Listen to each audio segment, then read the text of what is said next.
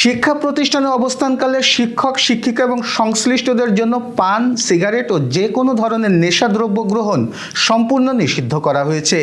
একই সাথে শিক্ষার্থীদের electronic nicotine delivery system ENDS ব্যবহার নিয়েও জোরালো সতর্কতা আরোপের নির্দেশনা দিয়েছে শিক্ষা মন্ত্রণালয়।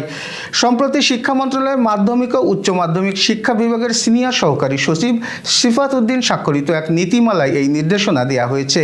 এতে বলা হয়, স্বাস্থ্যসেবা বিভাগ, স্বাস্থ্য ও পরিবার কল্যাণ মন্ত্রণালয় থেকে প্রাপ্ত নির্দেশনা অনুযায়ী জেলা শিক্ষা অফিসার এবং উপজেলা মাধ্যমিক শিক্ষা অফিসারদের প্রতি আহ্বান জানানো হয়েছে যেন তারা পরিদর্শনকালে শিক্ষা প্রতিষ্ঠান ও শিক্ষা প্রশিক্ষণ ইনস্টিটিউটগুলোতে শতভাগ ধূমপানমুক্ত পরিবেশ নিশ্চিত করার বিষয়টি পর্যবেক্ষণ করেন এবং তা পরিদর্শন প্রতিবেদনে অন্তর্ভুক্ত করেন।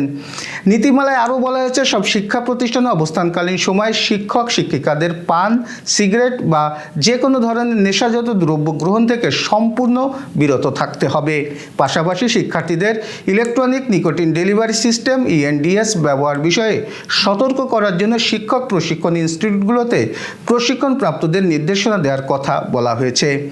শিক্ষা প্রতিষ্ঠানকে সম্পূর্ণরূপে স্বাস্থ্যসম্মত পরিবেশে রূপান্তরের লক্ষ্যে এই পদক্ষেপ গ্রহণ করা হয়েছে বলে মন্ত্রণালয় সূত্রে জানা গেছে।